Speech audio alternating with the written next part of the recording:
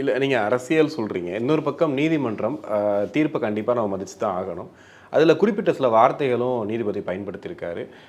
ஏன் கேட்டா என்ன தப்பு? அப்படிங்கிற மாதிரியும், ஒரு மாரி அது நீதிபதியா சொல்றாரா?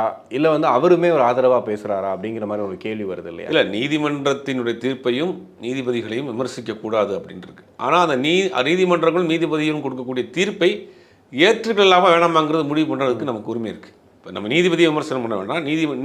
நீதிபதிகளை விமர்சனம் பண்ண வேண்டாம். தீர்ப்ப வேணா நம்ம தீர்ப்பை விமர்சனம். அவர் சொன்ன விஷயங்கள் வந்து நம்மளுக்கு ஏற்றுக்கொள்ளக்கூடியதாக இல்லை. இதை நம்ம பேசித்தான் ஆகணும். அதுவும் மன்னிப்புன்ற ஒரு வார்த்தை கூட, அதாவது விளக்கமெல்லாம் ஓகே, சரியா இருக்கு. மன்னிப்புன்னு ஏன் வார்த்தை இல்ல போடல? காலையில இதை நீங்க வந்து மன்னிப்பு கேட்கணும். மத்தியானம் லஞ்சுக்கு பிறகு இதை பத்தி விசாரிக்கிறோம்ங்கிற ஒரு டைம் கொடுத்தாங்க. அதுக்கு பிறகு கமலஹாசன் ஒரு நீண்ட அறிக்கை ஒன்று கொடுக்குறாரு. அங்க இருக்கக்கூடிய கர்நாடகா ஃபிலிம் சேம்பருக்கு கொடுக்குறாரு. கர்நாடகா ஃபிலிம் சேம்பரில் அதை வாங்கி பார்க்குறாங்க. அதை வந்து நீதிமன்றத்தில் கமலஹாசன் தரப்பு வழக்கறிஞர் வந்து வாசிக்கிறார். எல்லாம் சரிதான், அதெல்லாம் ஏற்றுக்கிறோம்.